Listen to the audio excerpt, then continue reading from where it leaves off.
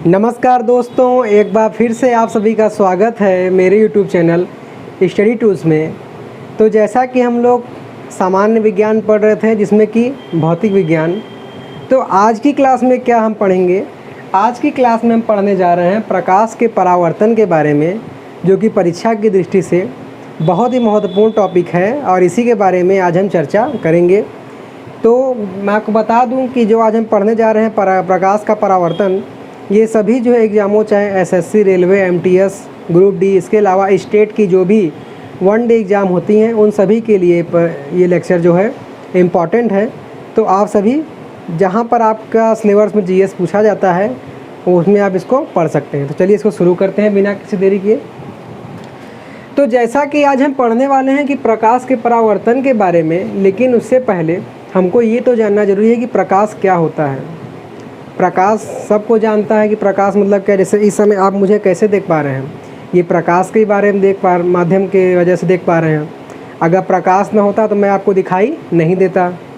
आपने मेरे इससे पहले की 10-12 वीडियो पहले का देखा होगा तो उसमें मेरा चेहरा कुछ ब्लैक आ रहा था। क्यों? क्योंकि उसमें प्रकाश की कमी थी। इसमें कुछ उससे कुछ बेहतर है कुछ हद तक। ऐसा क्यों? क्योंकि इसमें जो है प्रकाश पर कुछ काम किया गया है। तो कहने का मतलब ये है कि प्रकाश क्या है? जिसके द्वारा हम किसी वस्तु को देख पाते हैं। मतलब कि प्रकाश क्या है कि ऊर्जा का एक रूप है जिससे हम वस्तुओं को देख पाते हैं। ठीक है, मतलब जैसे अगर हम इस मार्कर को देख पा रहे हैं तो कैसे देख पा रहे हैं? ये हम प्रकाश के कारण ही देख पा रहे हैं। अगर इसको चित्र के माध्यम समझें कि कैसे हम वस्तु देखते हैं, तो मान लीजिए जैसे ये कोई मेज़ है। ठीक है, ये मान लीजिएगा मेज़ है और मेज़ पर यहाँ वस्तु मान लीजिए जैसे रखा हुआ है सेब, और यहाँ पर कोई व्यक्ति है। तो वह व्यक्ति अपने नेत्रों से कैसे जो है सेब को देखेगा, इसके बारे में देखिए। तो होता क्या है कि मान लीजिए जैसे सूरज या फिर कोई आर्टिफिशियल लाइट वगैरह हो गया, तो उससे प्रकाश की किरणें पहले उस वस्तु पर पड़ती हैं, फिर वहाँ से परावर्तित होने के बाद हमारे आँखों पड़ती हैं, और आँखों से फिर वो रेटिना बनता है, जो कि एक लंबा प्रक्रम है। तो आप यहाँ तक जानिए कि प्रकाश पहले वस्तु पड़ेगी, फिर वहाँ से परावर्तित होकर हमारी आँखों पर आएगी, जिससे हम किसी वस्तु को देख पाते हैं। ठीक है, तो ये एक प्रकार की ऊर्जा ही है, क्योंकि प्रकाश में आपने देखा होगा कि एक ऊर्जा का ही रूप है ये। ठीक है, तो ये क्या हो गया? प्रकाश एक प्रकार की ऊर्जा है जिससे हम किसी वस्तु को देख पाते हैं। तो ये हो गया कि प्रकाश क्या होता है। उसके अलावा पेपर में जो है पूछा जाता है कि इसके महत्वपूर्ण कारण घटनाएं क्या हैं प्रकाश की।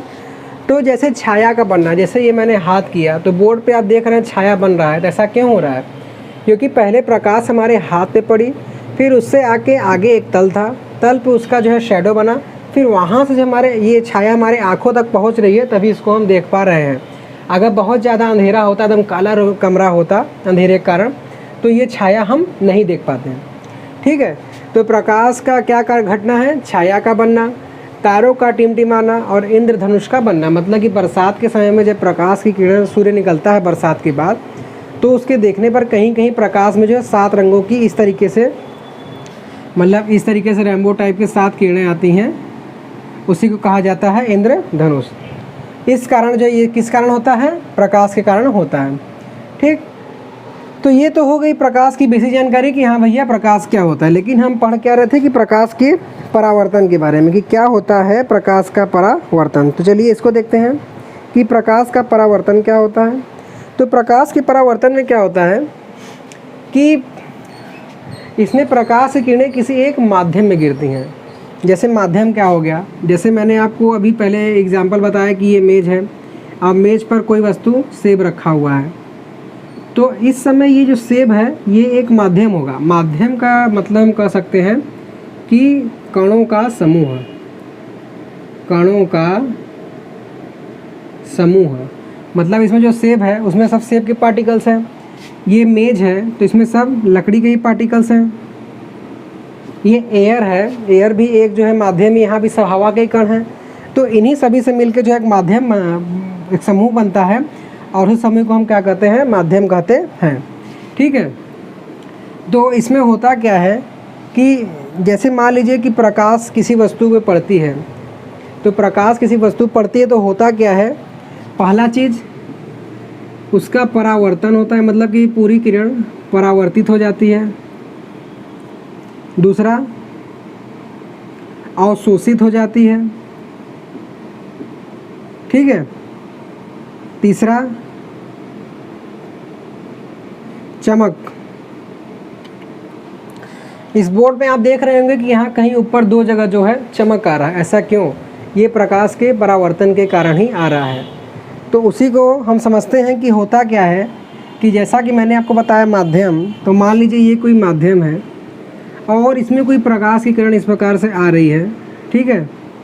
तो प्रकाश की किरण जब इस माध्यम में पड़ रही है तो इसमें से कुछ पार्ट इसका क्या होगा, अवशोषित हो जाएगा इस माध्यम के द्वारा, कुछ इसको दिखाने में जो है खर्च हो जाएगा प्रकाश। उसके बाद प्रकाश का कुछ भाग जो है वापस उसी माध्यम में से चला जाता है, मतलब कि ये जो किरण हो जाएगी ये हो जाएगी आपतित किरण, और जो प्रकाश की किरणें यहाँ अवशोषित चमकने के बाद जो चली जाती हैं वो हो जाएंगी परावर्तित किरण। तो इसी प्रकाश के अधिकांश भाग का एक ही माध्यम में वापस चले जाना ही क्या कहलाता है, प्रकाश का परावर्तन कहलाता है। जैसा कि मैंने लिखा भी है यहाँ पे कि प्रकाश का एक सतह पर गिरकर अधिकांश भाग का वापस उसी माध्यम में लौट जाने की प्रक्रिया। प्रकाश इस सतह पे गिरी, ये सतह कुछ भी हो सकता है, जैसे व्हाइट बोर्ड भी एक सतह है। तो इस सतह पे गिरकर अधिकांश भाग का, अधिकांश भाग मतलब जैसे प्रकाश तो बहुत ज़्यादा इस बोर्ड पे है, तो कुछ भाग क्या हुआ, इस बोर्ड को रोशनी में चला गया, कुछ जो इस पर मैंने लिखा हुआ उसको प्रतिदीप्त करने में चला गया।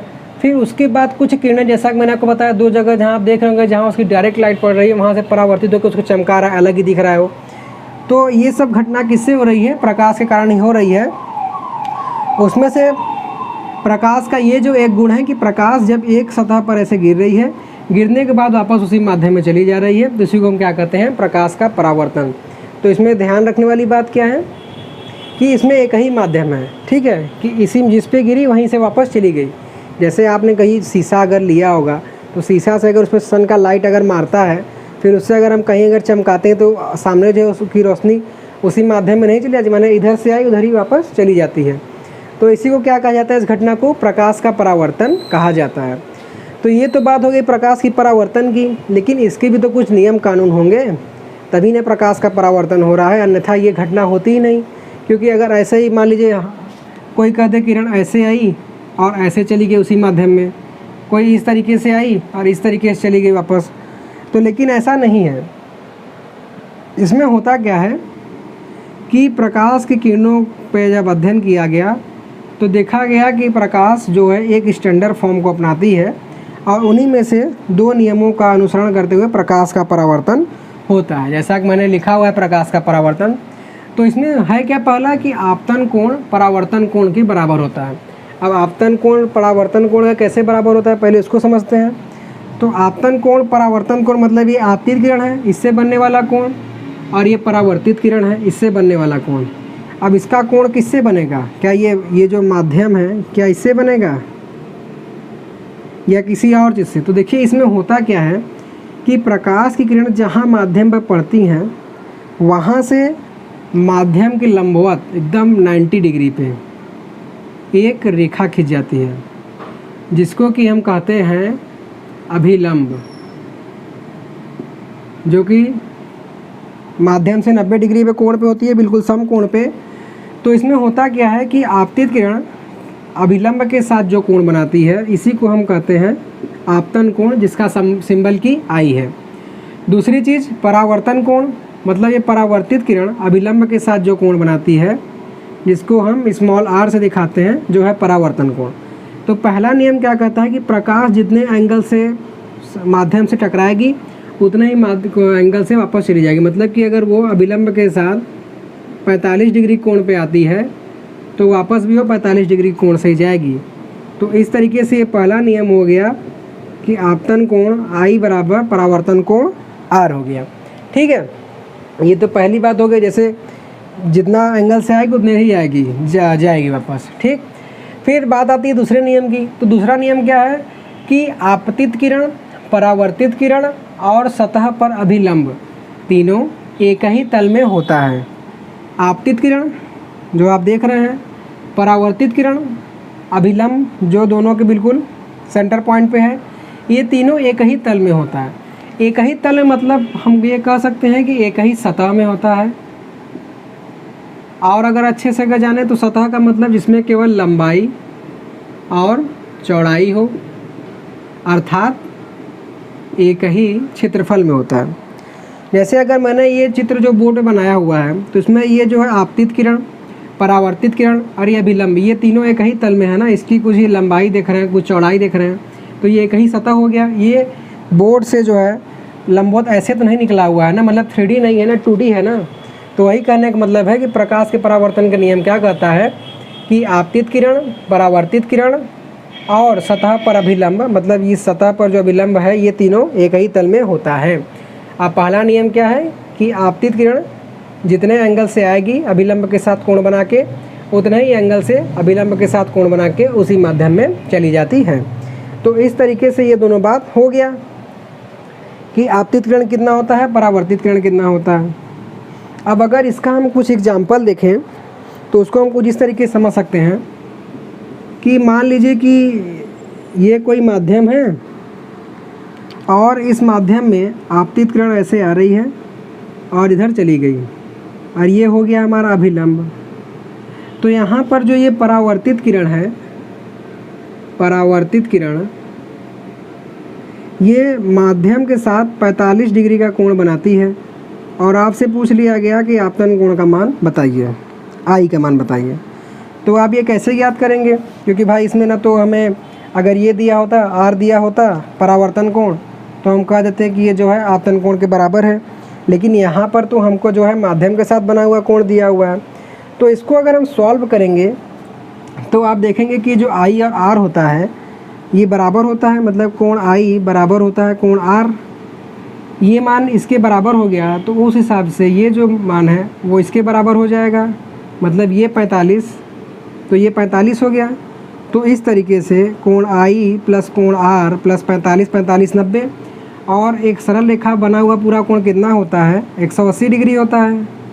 तो इस हिसाब से आई प्लस आर बराबर हो जाएगा 180 माइनस 90, क्योंकि 90 मैंने उस साइड भेज दिया।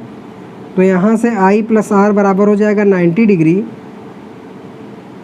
और जैसा कि आई बराबर आर है तो आई प्लस आर के जगह भी हम आई लिख सकते हैं, बराबर हो जाएगा 90 डिग्री।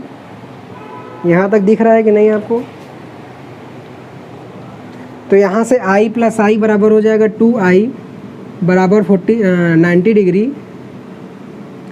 और इस 2 को जब हम इस साइड भेजेंगे तो यहाँ से i का मान आ जाएगा 90/2 = 45 डिग्री।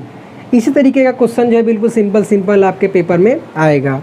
हो सकता है मैंने इस बार आपको ये एंगल बताया तो अगले क्वेश्चन में बता दे कि ये 45 डिग्री है, ठीक है, या कुछ भी हो सकता है, 30 डिग्री भी हो सकता है। तो एक क्वेश्चन तो इस तरीके का आता है। और अगर हम अगला एग्जाम्पल देखें तो अगला एग्जाम्पल जो है कि मान लीजिए ये सतह है, ये है माध्यम, ये माध्यम है और इसमें माध्यम के बिल्कुल लंबवत जो है किरण आती है। तो इसमें पूछ रहा है कि आपतन परावर्तन कोण कितना होगा, आर का मान इसमें पूछ रहा है, आर जो कि है परावर्तन कोण।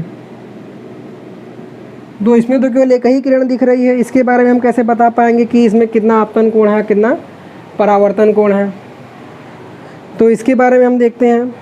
तो देखिए होता क्या है, मैंने आपसे क्या बताया कि कोई भी किरण जितने डिग्री से आती है अभिलंब के साथ कोण बनाकर उतने ही डिग्री से वापस चली जाती है।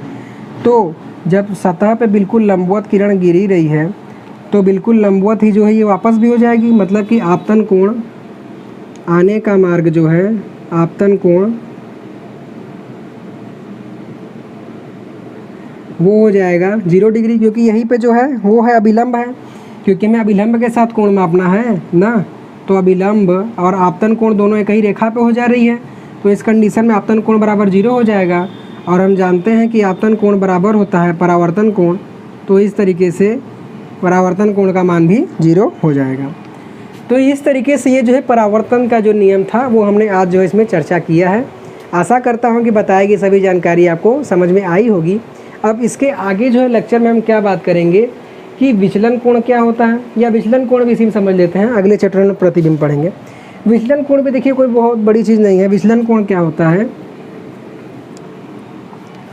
कि जैसे मान लीजिए प्रकाश की किरण इस तरीके से आई थी, ठीक है, तो अगर इस तरीके से आई थी तो इसको ऐसे ही वापस चला जाना चाहिए था, लेकिन प्रकाश के परावर्तन के नियम के कारण क्या होता है कि वो इसी माध्यम में वापस चली जाती है। तो जाना चाहिए था इधर, लेकिन चली गई इधर, तो ये जो जा रही है और इससे जाना चाहिए था, इन दोनों में बीच जो एंगल बनता है उसी को हम कहते हैं विचलन कोण।